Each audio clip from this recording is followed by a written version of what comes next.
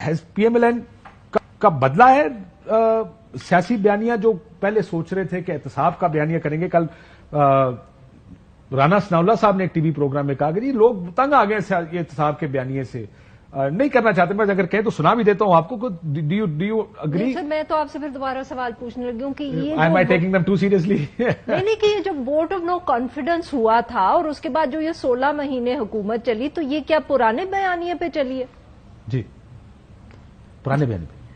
ان کا اصل رولا یہ ہے کہ سر جب وہ نیکسٹ کوشچن جو تھا وہ تو ووٹ آف نو کانفیڈنس کے دنوں میں ہوا تھا نا, تو پھر بیانیہ تو پرانا نہیں تبدیل ہو گیا. بقول زبیر صاحب کے ہر وقت بندہ باؤنسر تو نہیں کرتا نا, کبھی کبھار ڈیفینسو بولنگ بھی کرنی پڑتی. تو 1.5 سال تو کر لی, پھر ڈیفینسو بولنگ تو اب آگے بھی کریں گے. اب مطلب آگے ڈیفینسو بولنگ نظر آ رہی ہے. آپ کو لگتا ہے کہ میاں صاحب and PMLN have realised somewhere کہ یہ بیانیہ پاکستان میں تو نہیں چل سکتا اگر سیاست کرنی؟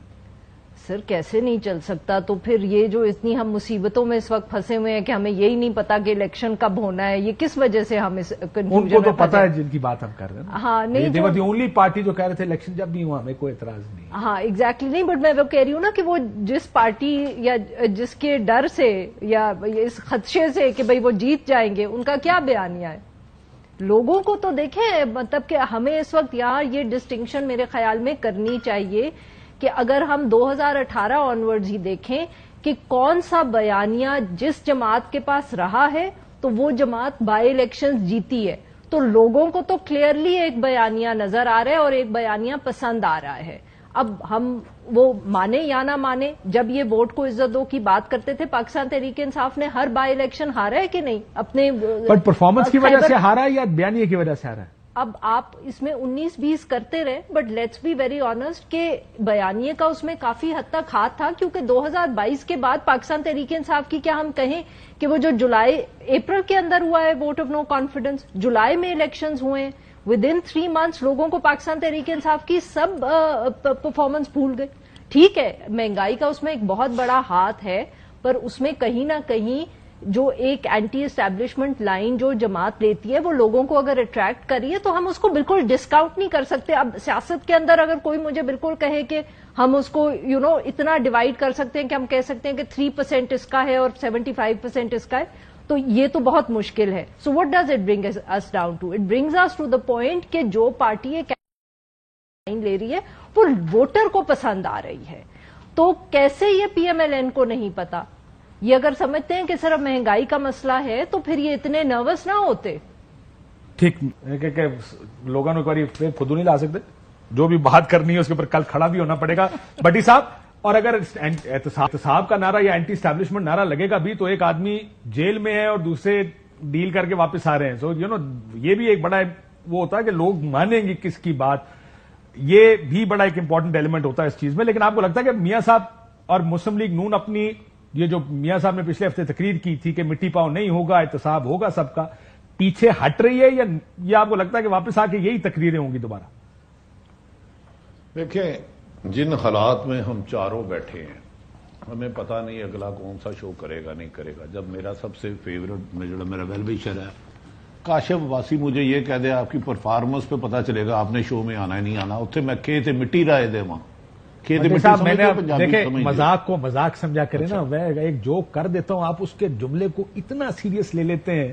کبھی کسی چیز کو جوک بھی سمجھا کریں یار. آپ نے کہا 6 مہینے بعد, میں نے اسی لیے ویسے مذاق میں کہا تھا اٹس اے جوک. سر میں نے بھی مذاق میں کہا, اللہ جانتا ہے میں سیریس بات کر ہی نہیں سکتا. خبر اور قبر میں زیادہ فرق نہیں رہا, میں حلفن کہہ رہا ہوں. یہ آپ اچھا بیانیہ اور بہانے میں فرق ہے. کون سا بیانیہ جو میاں صاحب نے لیا تھا آپ کو یو ٹرن پہ حیرت ہوئی ہے؟ خواجہ آصف صاحب خود فرماتے ہیں کہ ہمیں اس وقت کی حکومت یا عدالتوں نے نہیں, قمر جوید باجوہ صاحب نے بھیجا تھا. یہ وہ فرماتے ہیں, یہ میرے الفاظ نہیں ہیں. رانا ثناءاللہ صاحب کہتے ہیں ہم نے ایکسٹینشن ایک سازش کے تحت دی تھی کہ عمران خان سے جان چھڑانی ہے. اسٹریٹجی. نواز شریف اسلام آباد فیصل مسجد میں کھڑے ہو کے ضیاء الحق کی قبر پہ کھڑے ہو کے کہتے ہیں میں آپ کا مشن جاری رکھوں گا. مجھے بتا دیں آپ کون سے بیانیے کا حکم فرما رہے ہیں, میں اس پر رائے دے دیتا ہوں. یہ بیانیہ نہیں حکمت عملی تھی. ایک کال پہ ڈھیر ہو گئے, ایک کال پہ, اور میں قسم کھاتا ہوں 35 منٹ انتظار کرایا گیا. 35 منٹ. کس کو؟ کون سا بیانیہ؟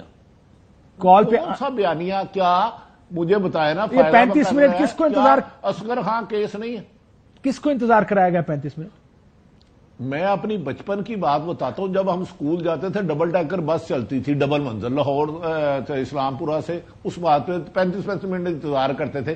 शहबाज शरीफ को कराया और मैनू कराना सी, और मैं कैंडिडेट हाँ, और मैं वजीर आज़म बनना है, और मेरे तो मनी लॉन्ड्रिंग का केस ने अरशद शरीफ ने मेरे पे प्रोग्राम किए हुए हैं, और मुझे बताया ना मुझे क्यों करना था, हुकूमत मुझे देनी है आपने, और मैं तो कौंसलर का इलेक्शन नहीं लड़ सकता, मैं तो घर नहीं लड़ सकता हूं।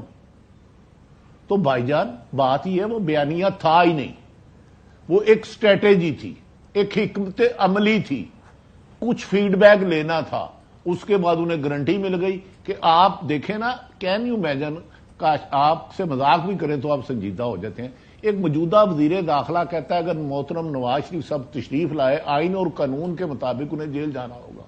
अगले दिन साबिक वजीर दाखिला कहते हैं कि तू शेख रशीद अंजाम रख, शेख रशीद तलाश गुमशुदा है, लापता है, जबरी गुमशुदा है। उस्मान डार भी बाय द वे, उस्मान डार भी इस वक्त तक हमें पता नहीं है कि वो कहां है, उनकी गिरफ्तारी। उस्मान डार वो हबीब अकरम मुराद सईद भी कहीं और है, वो जो उसका ट्वीट आता है वो कोई और करता है। ये लंबी कहानियों में मैं नहीं जाना चाहता।